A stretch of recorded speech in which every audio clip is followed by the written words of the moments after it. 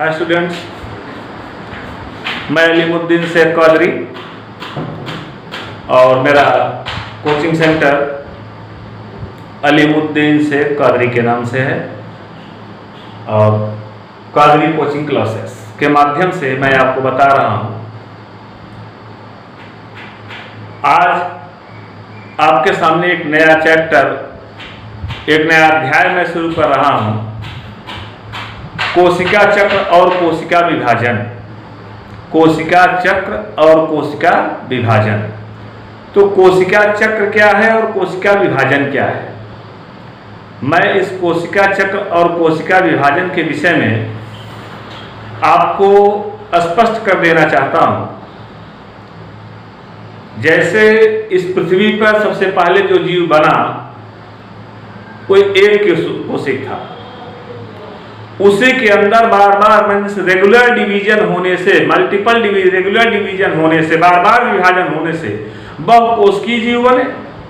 और आज जो आप हमारी पूरी शरीर देख रहे हैं या ह्यूमन बीइंग्स की जो शरीर देख रहे हैं या ऐसे जीव की जो शरीर आप देख रहे हो, ऐसे जीव की जो भी शरीर आप देख रहे हो, उस शरीर में जितने भी आप जो है अगर कोशिकाओं की संख्या की गणना करना शुरू करोगे तो आपको यह पता चलेगा कि इस जीव के शरीर में करोड़ों कोशिकाएं, अरबों कोशिकाएं हैं। तो इतनी ज्यादा कोशिकाओं के होने का कारण यह होता है कि इसमें एक कोशिका से बार बार कोशिका का विभाजन हुआ है। अगर कोशिका का विभाजन हुआ है तभी हमने कहा है कि यह कोशा सेल डिवीजन है या कोशा विभाजन है। इसी का नाम हमने दिया है सेल डिवीजन या कोशा विभाजन। तो यहां पर आप देखें, मैं क्लास 11th की बुक से आपको सेल डिवीजन के विषय में बता रहा हूं, जो आपके लिए बहुत ही इंपॉर्टेंट है, बहुत ही महत्वपूर्ण है कि वास्तव में सेल डिवीजन होता क्या है। किसी भी जीव के विकास की सबसे पहली श्रेणी होती है कोशिका का विभाजन। किसी भी जीव के विकास की सबसे पहली श्रेणी होती है।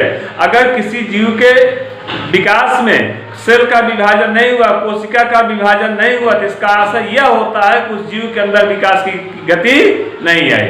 अर्थात जीव के अंदर विकास हुआ, इसका मतलब उसके अंदर की कोशिकाओं ने विभाजन किया। अगर उसके अंदर की कोशिकाओं ने विभाजन किया है तो उस जीव के अंदर विकास हुआ है।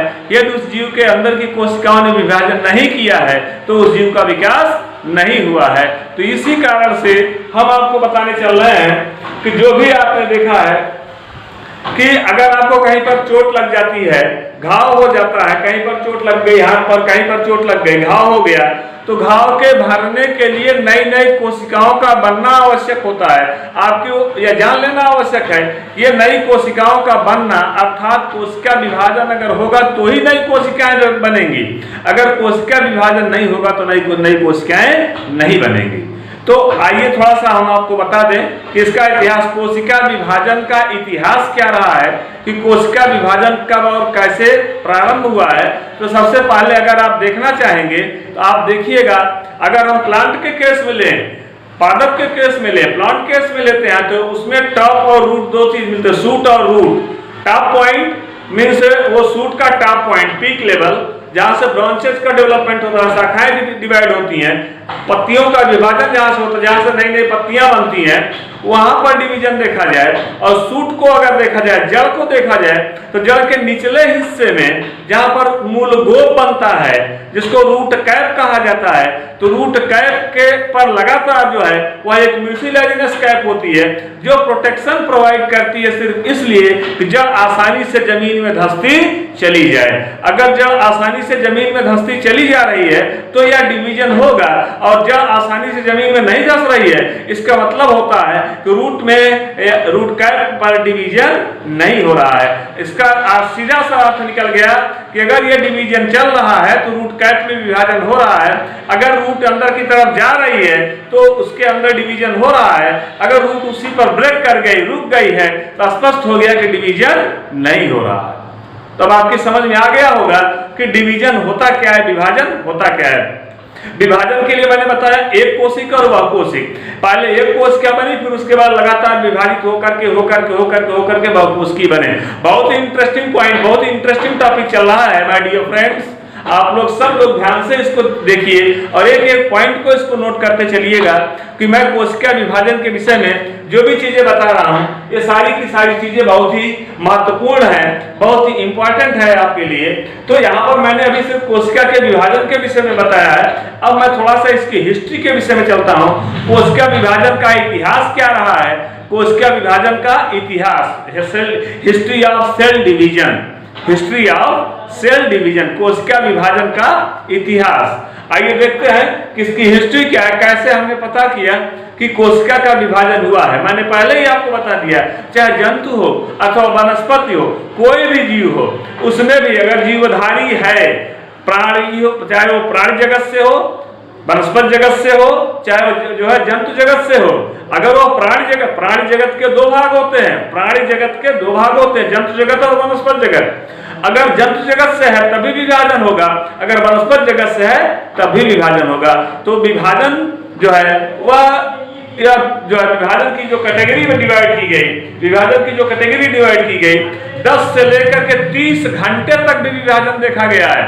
विभाजन 10 से लेकर के 30 घंटे तक भी देखा गया है, आसानी पूर्वक देखा गया है। और विभाजन ज्यादा से ज्यादा जो है 90 मिनट का भी देखा गया है। जैसे ईस्ट की कोशिका पूरी तरह से विभाजित होकर के दूसरी कोशिका बना ले और 90 मिनट में हो जाता है, 90 मिनट में हो जाता है। 90 मिनट में एक ईस्ट की सेल दूसरी सेल में डिवाइड हो जाती है। ठीक है, अगर अंदर प्लांट की सेल को देखा जाए या अंदर एनिमल सेल को देखा जाए, तो इस अंदर एनिमल सेल में आप देखेंगे डिवीजन में, तो यहाँ पर का जो सेल डिवीजन है वो डिवीजन 10 से लेकर के 30 घंटे तक का डिवीजन होता है। तो मिनिमम अगर हम इसकी साइकिल क्लियर करते हैं, कोशिका चक्र क्लियर करते हैं, तो हमारा डॉक्टर अशोक कुमार बेंद्रे डॉक्टर अशोक कुमार बेंद्रे ने अपनी बुक में बताया, एक एग्जांपल शो किया कि यह डिवीजन जो होता है मिनिमम 24 आवर्स ले लिया उन्होंने, न तो 10 घंटे को लिया न तो 30 घंटे को लिया। उन्होंने सेल साइकिल जो एक कोशिका चक्र होता है, जो एक कोशिका का एक चक्र चलता है, वह जहां से चला है फिर वहीं पर रोटेट करता हुआ आकर के पहुंच जाए। ध्यान से देखेंगे, यहां से कोशिका चक्र चला, धीरे धीरे कई चरणों में होता हुआ फिर आकर के यहां पर पहुंच गया, इसी को एक चक्र माना जाता है। अब यह चक्र कैसे, किन चरणों में कैसे पूरा होगा, मैं एक एक करके डिस्कस करूंगा आपके सामने। पहले आप इसका इतिहास देख लें कि कोशिका चक्र का इतिहास क्या है। तो मैं आपको इसकी हिस्ट्री बताने चल रहा हूं कि सेल साइकिल की हिस्ट्री क्या है। सो माय डियर फ्रेंड्स, आप लोग इस हिस्ट्री को जरूर नोट कर लीजिएगा। जो है मैं अलीमुद्दीन शेख कादरी आपको यह बताने चल रहा हूं और यह आपसे रिक्वेस्ट भी कर रहा हूं, आप इसको जरूर नोट कर लीजिएगा, क्योंकि यह जो है एम्स के एग्जाम में, नीट के एग्जाम में बहुत ही ज्यादा इंपॉर्टेंट है।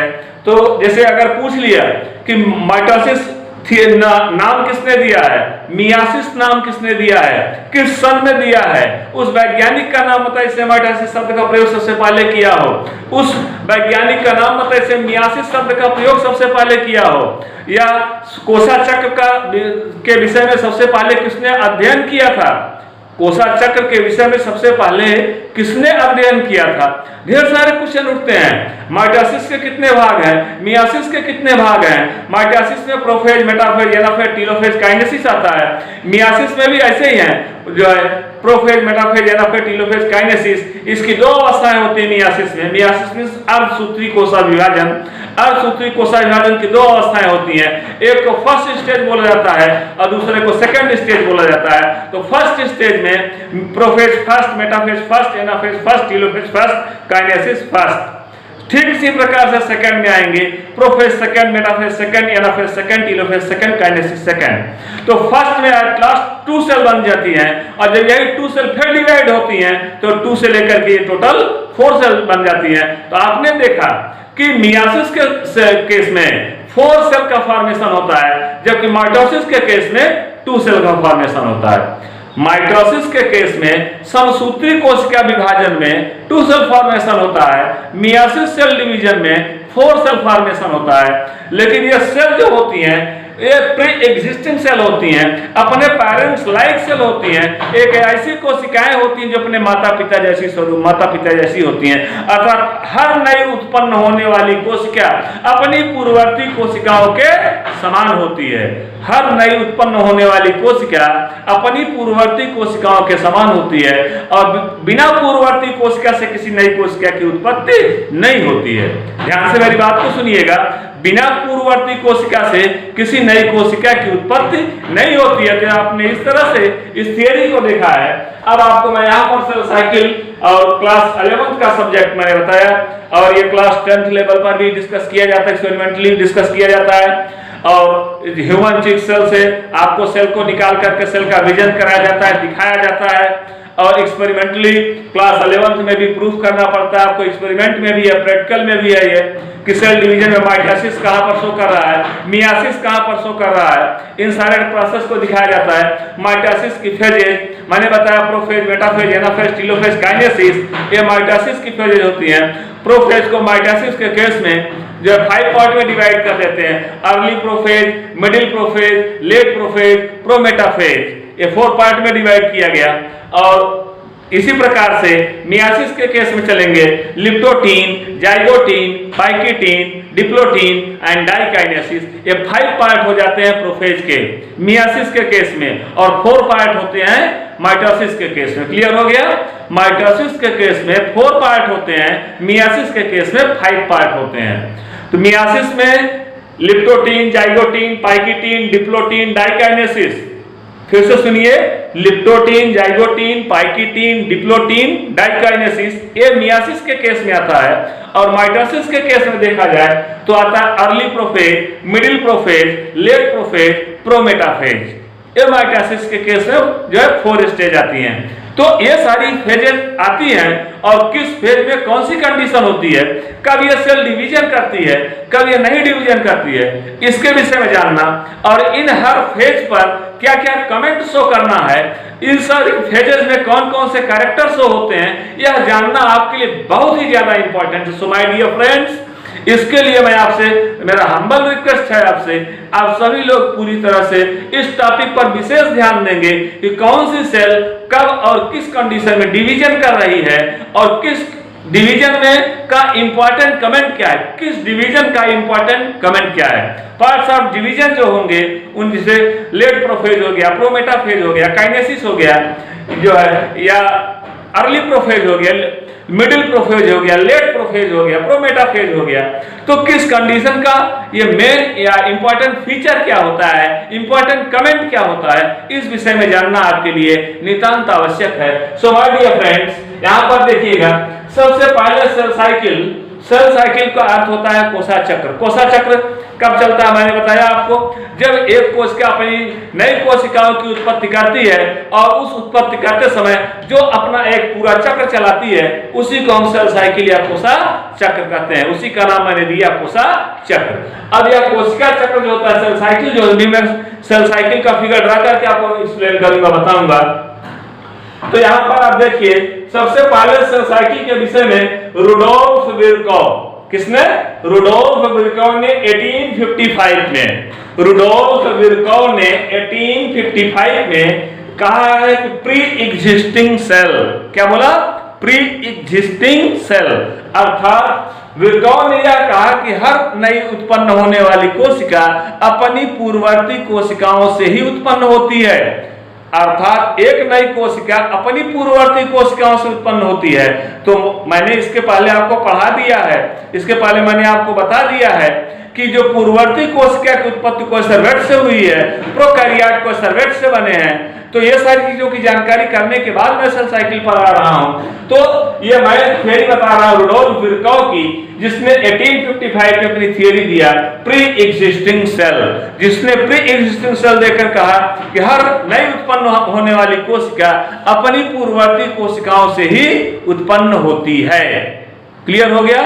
अब आइए अगली थियरी देखते हैं। अगला है स्ट्रासबर्गर, दूसरे साइंटिस्ट हैं ई स्ट्रासबर्गर, इनका पूरा नाम है ई स्ट्रासबर्गर। क्या नाम है? ई स्ट्रासबर्गर। तो ई स्ट्रासबर्गर ने अब 1870 में प्लांट सेल डिवीजन पौधों की कोशिका विभाजन को देखा, ये देखा कि इनके सूट में या इनके रूट में डिवीजन चल रहा है, विभाजन चल रहा है, लेकिन ये क्या है, किस प्रकार का विभाजन है, ये माइटोसिस का है या मियासिस का है, या इसमें क्रोमोसोम डिवाइड कर रहा है या नहीं डिवाइड कर रहा है, या न्यूक्लियस डिवाइड कर रहा है या नहीं डिवाइड कर रहा है, या साइटोप्लाज्म डिवीजन हो रहा है या नहीं डिवीजन हो रहा है, तो किस प्रकार का डिवीजन इसमें चल रहा है, इसके विषय में जो इसके विषय में स्ट्रासबर्गर जो है यह व्याख्या नहीं किए। उन्होंने सिर्फ ये कहा कि प्लांट सेल डिवीजन, पादप कोशिकाओं के अंदर विभाजन होता है, अगर ये विभाजन न होता तो पौधे अपनी लंबाई में कभी विकास न करते, अर्थात पौधों की लंबाई कभी आगे न बढ़ती। यदि पौधों की लंबाई आगे बढ़ रही है तो स्पष्ट है, सो माय डियर फ्रेंड्स, यहाँ पर एक क्लियर हो गया है कि पौधे अगर अपनी लंबाई में उत्तरोत्तर वृद्धि कर रहे हैं, रेगुलर डिवीजन हो रहा है, तो उनके अंदर जो है ये प्लांट सेल डिवीजन बोला गया। और किसने बोला इसको? स्ट्रासबर्गर ने बोला, 1870 में बोला।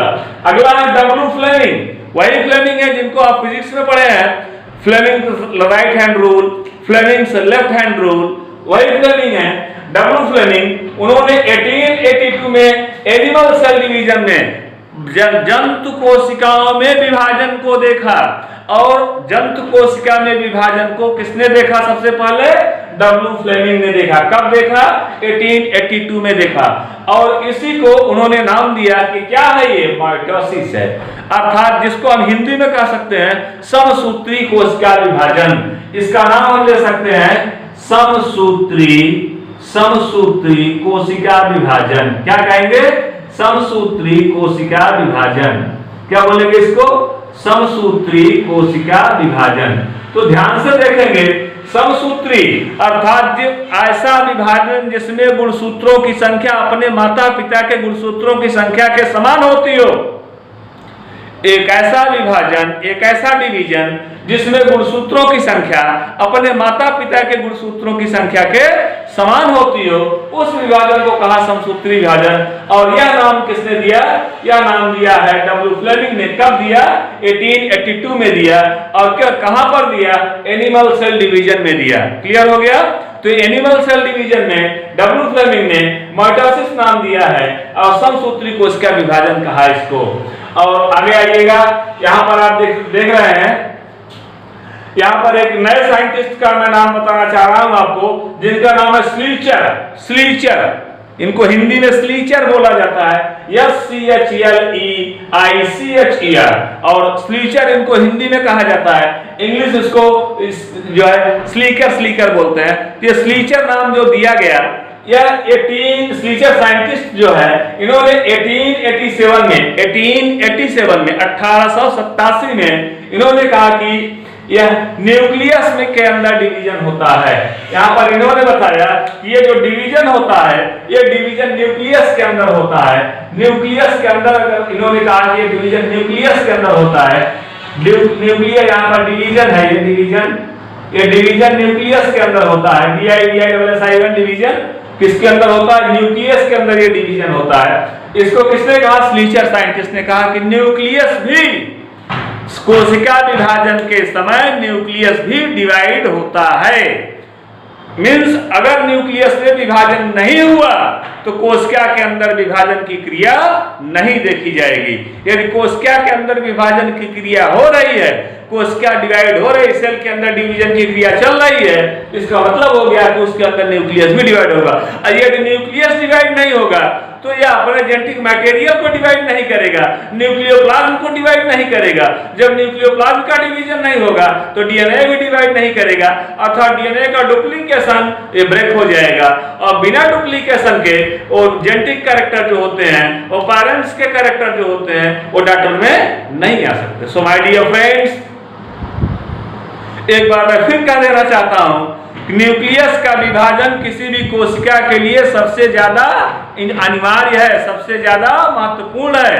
यदि न्यूक्लियस का डिवीजन नहीं होगा तो इसका मतलब हो गया कि उसके अंदर क्रोमोसोमों का, गुणसूत्रों का विभाजन नहीं होगा। अगर क्रोमोसोमों का डिवीजन हो रहा है अर्थात न्यूक्लियस का विभाजन हुआ। अगला थियरी मैं बता रहा हूं, अगली थियरी दिया है व्हाइटमैन ने। किसने दिया है? व्हाइटमैन ने। पांचवें साइंटिस्ट हैं व्हाइटमैन। इन्होंने जो है व्हाइटमैन ने कहा 1887 में व्हाइटमैन ने दिया थियरी। क्या दिया? नोट करते चलिएगा। 1887 में व्हाइटमैन ने अपनी थियरी दिया है और इन्होंने कहा कि सेल के डिवीजन में साइटोप्लाज्म का डिवीजन होना अनिवार्य है। कोशिका के विभाजन के समय जीवद्रव्य का विभाजन होना अनिवार्य है। बिना जीवद्रव्य के विभाजन के किसी भी कोशिका का विभाजन नहीं होता है। और जीवद्रव्य के विषय में पुरकिंजर ने कहा it is basis physical of life. It is basis physical of life. Cytoplasm जो होता है वो जीवन का जीवद्रव्य जीवन का भौतिक आधार होता है। जीवद्रव्य ही किसी कोशिका के जीवन का भौतिक आधार होता है। अगर यह किसी कोशिका के जीवन का भौतिक आधार है तो इसका सीधा सा अर्थ यह होता है कि सेल साइटोप्लाज्म का डिवीजन होगा तभी जाकर के जो है वो एक कोशिका दो कोशिकाओं में विभाजित हो सकती है, एक कोशिका चार कोशिकाओं में विभाजित हो सकती है। तो माइटोसिस के केस में एक बार डिवीजन होगा, मियोसिस के केस में दो बार डिवीजन होंगे। ध्यान से सुनिएगा मेरी बात को। माइटोसिस में न्यूक्लियस का डिवीजन एक बार, माइटोसिस में साइटोप्लाज्म का डिवीजन एक बार, माइटोसिस में क्रोमोसोम का डिवीजन एक बार, जो है माइटोसिस में न्यूक्लियस का डिवीजन एक बार, मियोसिस में न्यूक्लियस का डिवीजन दो बार, मियोसिस में साइटोप्लाज्म का डिवीजन दो बार, मियोसिस में क्रोमोसोम का डिवीजन दो बार। इस तरह से मियोसिस के केस में देखा जाएगा। यदि अर्धसूत्री कोशिका विभाजन के केस में देखा जाएगा तो डिवीजन 2 टाइम्स होंगे, दो बार होंगे। और माइटोसिस के केस में देखा जाएगा तो डिवीजन सिंगल टाइम होगा, एक बार होगा। तो आपने देखा कि 1887 में ये साइटोप्लाज्म डिवीजन बताया। क्या बताया? व्हाइटमैन ने बताया कि कब बताया? 1887 में बताया कि साइटोप्लाज्म भी डिवाइड करता है। किसी भी कोशिका को, एक कोशिका को दो कोशिकाओं में बनने के लिए साइटोप्लाज्म का डिवीजन होना अनिवार्य है। बिना साइटोप्लाज्म के डिवीजन के एक कोशिका दूसरी कोशिका में नहीं बदल सकती है। अर्थात साइटोप्लाज्म का डिवीजन का होना अनिवार्य है। अगर साइटोप्लाज्म डिवाइड हो रहा है, न्यूक्लियस डिवाइड हो रहा है, न्यूक्लियोप्लास्ट डिवाइड हो रहे हैं से जो तब जाकर कहीं एक कोशिका से दो कोशिकाओं का निर्माण संभव है। यदि डिवीजन नहीं हो रहा है तो एक कोशिका से दो कोशिकाओं का निर्माण संभव नहीं है। अगला देखिएगा आप लोग, जे.बी. Farmer and JE. मुरे। ध्यान से नाम सुन लीजिएगा। जे.बी. Farmer and JE. मुरे, दो scientist, JB. Farmer and JE. मुरे, यही दो साइंटिस्ट 1905 में इन्होंने मियोसिस पहली बार यह शब्द यूज किया है। मियोसिस शब्द का प्रयोग सबसे पहले किसने किया? मियोसिस शब्द का प्रयोग सबसे पहले जे.बी. Farmer and JE. मुरे ने किया। कब किया? 1905 में किया। और किसने किया? इसको हिंदी में कहा जाता है अर्धसूत्री। क्या बोलते हैं इसको? अर्धसूत्री कोशिका विभाजन। अर्धसूत्री कोशिका विभाजन बोलते हैं इसको। अर्धसूत्री कोशिका विभाजन बोलते हैं इसको। यह हो गया अर्धसूत्री कोशिका विभाजन। यह फर्स्ट टाइम, पहली बार इन्होंने अर्धसूत्री कोशिका विभाजन देखा। और जे.बी. Farmer and JE. मुरे ने 1905 में मियोसिस टर्म दिया है। क्या नाम दिया? मियोसिस। मियोसिस जिसका अर्थ होता है कि एक कोशिकाओं के अंदर अर्धसूत्री कोशिका विभाजन। यहाँ पर गुणसूत्रों की संख्या अपने जनकीय गुणसूत्रों की संख्या के बराबर न होकर के गुणसूत्रों की संख्या अपने जनकीय गुणसूत्रों की संख्या की आधी हो जाती है। गुणसूत्रों की संख्या अपने जनकीय गुणसूत्रों की संख्या की आधी हो जाती है। इसीलिए इसको कहा गया कि यह मियोसिस सेल डिवीजन है। आइए लास्ट में देखते हैं सातवें scientist S R. Pell and A. Harvard. दो वैज्ञानिक, ध्यान से नाम सुनिएगा, S R. Pell and A. Harvard. इन दोनों साइंटिस्टों ने मिलकर के 1953 में 1953 में 1953 में इन्होंने सेल साइकिल का चलाया, सेल साइकिल के विषय में बताया, कोसा चक्र के विषय में बताया कि एक कोशिका नई कोशिका में कैसे बदल जाती है, किस अवस्था से बदल जाती है। यह साइकिल देने का श्रेय जाता है एस आर्पेल और ए हावर्ड को। एस आर्पेल एंड ए हावर्ड को 1953 में इन्होंने सेल साइकिल के विषय में बताया है। और इस सेल साइकिल के विषय में बताने के बाद यह डिवीजन कैसे होता है, सेल के अंदर विभाजन कैसे होता है, अब उसके अंदर ये विभाजन की भी क्रिया को बताएंगे। क्लियर हो गया? क्या मैंने हिस्ट्री बता दिया। फिर से एक बार आप इसको जो मैंने डैशबोर्ड पर लिखा है, हमारा रिक्वेस्ट है आपसे कि इस डैशबोर्ड पर लिखी गई सारे पॉइंट्स को आप उतार लीजिएगा, नोट कर लीजिएगा।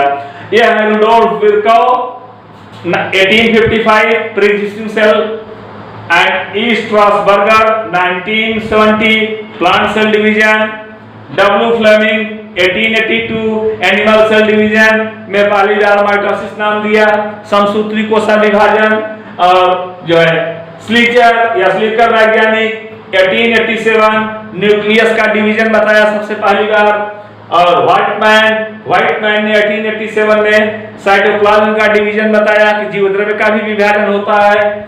And J B Farmer and J E Moore, दो scientist J B Farmer and J E Moore 1905 में इन्होंने मियासिस अर्धसूत्री कोशिका विभाजन का नाम दिया और उसके विषय में बताया कि यह जो है एक ऐसा डिवीजन होता है जो अपने जनकी कोशिकाओं का आधा हो जाता है, और साथ इसके अंदर गुणसूत्रों की संख्या अपने जनकी गुणसूत्रों की संख्या की आधी हो जाती है, अपने पेरेंट्स के गुणसूत्रों की संख्या की आधी हो जाती है। इसलिए इसको कहा गया कि यह अर्धसूत्री कोशिका विभाजन है। और सातवें साइंटिस्ट पर आइएगा, आप लोग देखिएगा, एस आर्पेल हावर्ड 1953 में इन्होंने सेल साइकिल के विषय में बताया, कोसा चक्र के विषय में इन्होंने बताया।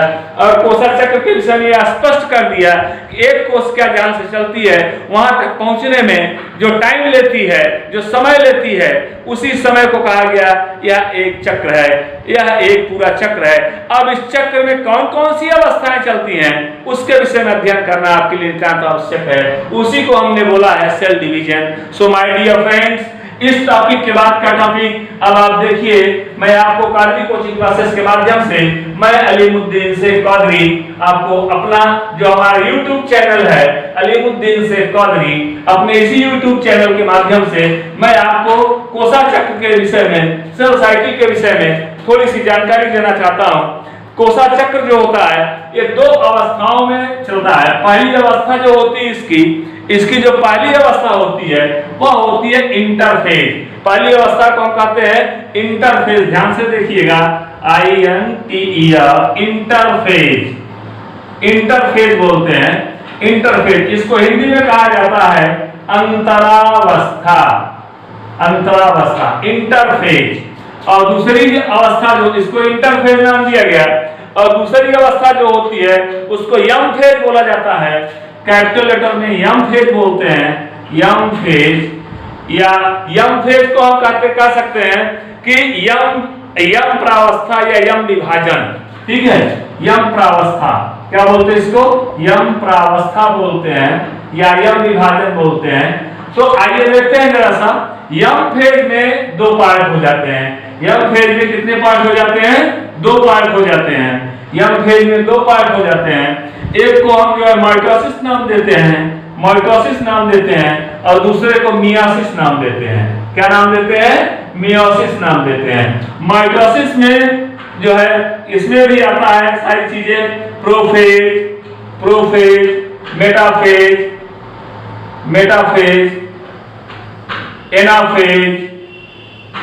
एनाफेज, प्रोफेज, मेटाफेज, एनाफेज,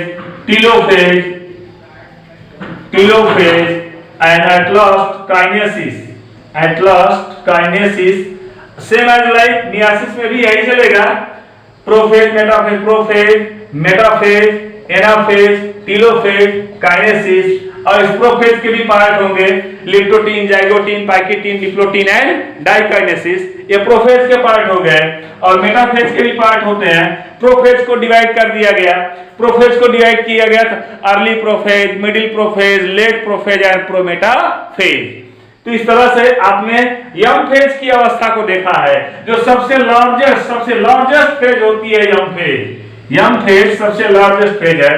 ध्यान रहे जो टाइम ऑफ इंटरवल है, जो समय अंतराल है, यह सबसे कम समय लेने वाली फेज है। लेकिन इसके अंदर जो डिवीजन देखा जाता है, जो विभाजन देखा जाता है, वो सबसे लंबा समय लेता है। विभाजन के लिए सबसे लंबी अवधि लेता है यंग फेज, लेकिन विभाजन के लिए लंबी समय लेता है। लेकिन इसके पहले जो आपने इंटरफेज देखा है, इंटरफेज को हमने डिवाइड कर दिया है।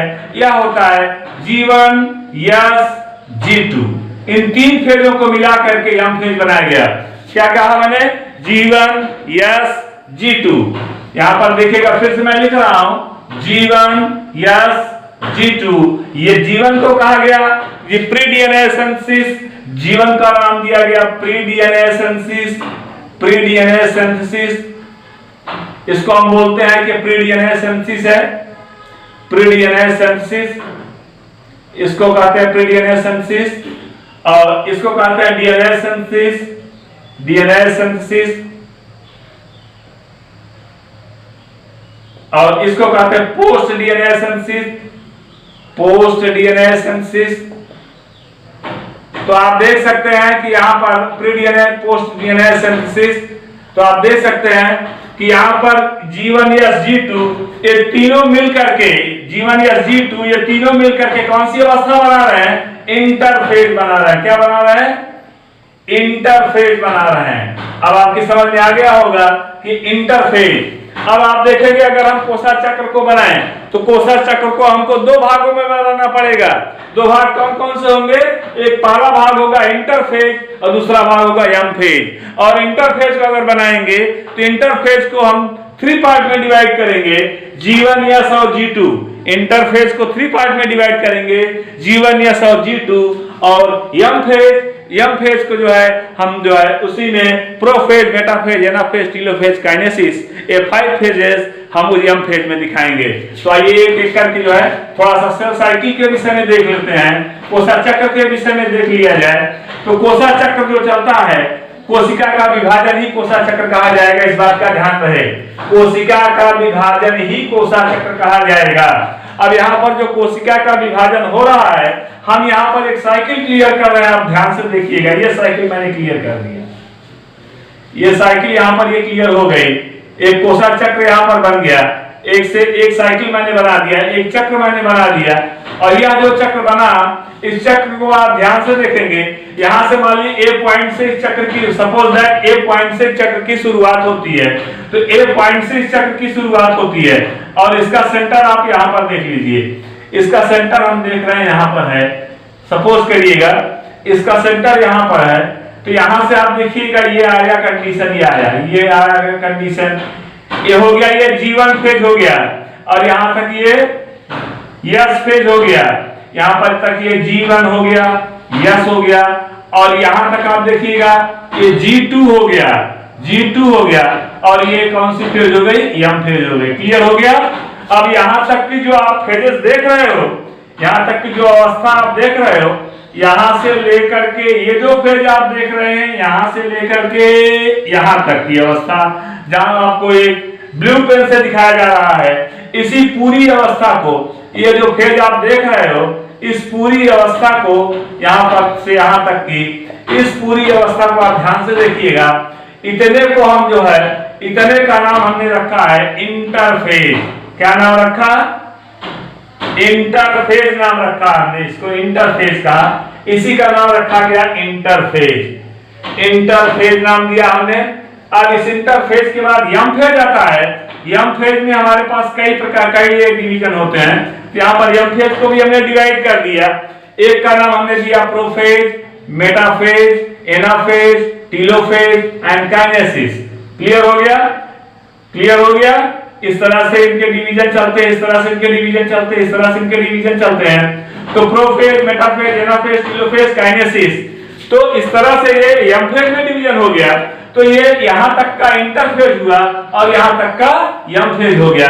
सो माय डियर फ्रेंड्स, यह तो एक मैंने कोसा चक्र के विषय में बताया, और इसके विषय में जो आप लोग स्टडी करोगे तो यहां तक का जो टाइम ऑफ इंटरवल आप देखोगे, यहां तक का टाइम ऑफ इंटरवल एप्रोक्सीमेट जो है 10 to 12 आवर्स होता है। यहां से 10 to 12 आवर्स होता है, यहां से 10 to 12 आवर्स का टाइम जो है जीवन फेज लेता है। और यहां पर जीवन फेज में प्री डीएनए सिंथेसिस होती है। क्या होती है? प्री डीएनए सिंथेसिस होती है। इस बात का ध्यान रखेंगे, प्री डीएनए सिंथेसिस होती है। यहां पर एस फेज में डीएनए सिंथेसिस होती है, डीएनए सिंथेसिस होती है, इसको डीएनए सिंथेसिस बोला गया। और यहां पर पोस्ट डीएनए सिंथेसिस होती है, G2 फेज में आ जाएंगे, इसको बोला जाएगा post DNA synthesis, post DNA synthesis. तो आप देख सकते हो कि pre DNA synthesis, DNA synthesis and post DNA synthesis, तीनों प्रकार के डीएनए सिंथेसिस आपको अगर मिल रहे हैं, ये तीनों प्रकार के डीएनए सिंथेसिस आपको मिल रहे हैं इंटरफेज में। किस फेज में मिल रहे हैं? इंटरफेज में। जब डीएनए का संश्लेषण पूरी तरह से हो जाता है, जब डीएनए का संश्लेषण पूरी तरह से कंप्लीट हो जाता है, तब कहीं जाकर एम फेज स्टार्ट होती है। और इसी एम फेज को हम आपने देखा, मैंने डिवाइड कर दिया है prophase, metaphase, anaphase, telophase, kinesis. तो इस प्रकार से सो माय डियर फ्रेंड्स, यह एक कोसा चक्र होता है, जिस चक्र के विषय में यह शार्पेल्क और ए हावर्ड, ये दो साइंटिस्टों ने बताया कि 1953 में यह शार्पेल्क और ए हावर्ड ने सेल साइकिल के विषय में बताया। और इसी फेज को G1S G2M को, G1S G2 को हम इन तीनों फेज को मिला देते हैं। G1S G2 को हम ये कहते हैं कि इंटरफेज है। क्या है? इंटरफेज है। एम फेज अलग हो जाती है। एम फेज में ही माइटोसिस और मियासिस दोनों चलते हैं। एम फेज में ही माइटोसिस भी चलेगा, मियासिस भी चलेगा, लेकिन G1S G2 फेज जो होती है, ये दोनों में माइटोसिस हो या मियासिस हो, उसके पहले की फेज है, यह हमेशा सेल में चलना ही चलना है। इस फेज को हमेशा सेल के अंदर चलना ही चलना है। तो इस प्रकार से अब ये फेजेस कब और कैसे चलेंगी, किस तरह चलेंगी, किस फेज के कौन कौन से कमेंट होंगे, हम आपको जो है एक एक करके फिगर से फिगर समझाते हुए आगे बढ़ेंगे। तो अब तक आप लोगों ने इतना देखा, तो इतने को आप लोग पहले पूरा प्रिपेयर कर लीजिए। ये मेरा पार्ट 1 का भाग रहा है। अब इसके आगे कल मैं अपना जो अगला लेक्चर दूंगा उसमें मैं क्लियर करूंगा। तो मेरा आपसे रिक्वेस्ट है, मैं कादरी कोचिंग क्लासेस के माध्यम से, मेरा यूट्यूब चैनल है अलीमुद्दीन शेख कादरी, मेरा आपसे रिक्वेस्ट है आप इस चैनल को सब्सक्राइब करिएगा। और आप इसको सब्सक्राइब करने के बाद आप मेरे पूरे दिए गए लेक्चर को पूरी तरह से समझ सकते हैं, देख सकते हैं 1 by 1 करके, और आगे भी आप देखते रहेंगे जब तक ये लॉकडाउन का सिस्टम चल रहा है और आप लोग घर बैठे हैं, एग्जाम कोई नहीं हो रहा है, तब तक ऑनलाइन लेक्चर जो दिया जा रहा है वो भी मेरे जूम ऐप पर ऑनलाइन लेक्चर दिया जा रहा है। और यूट्यूब के माध्यम से जो मैं लेक्चर दे रहा हूं, आप लोग एक एक करके स्टडी करते चलिए, पढ़ते चलिए और उसका अध्ययन आप लोग करते चलिए। और मेरे चैनल को आप लोग जरूर से जरूर सब्सक्राइब कर लीजिएगा। मेरा चैनल है अलीमुद्दीन शेख कादरी, अलीमुद्दीन शेख कादरी, ये मेरे चैनल का नाम है, यूट्यूब चैनल का नाम है। तो मेरे चैनल को सब्सक्राइब करिएगा और इसी के माध्यम से मैं आपको अपना अगला लेक्चर जो है कल दूंगा। तब तक के लिए थैंक यू।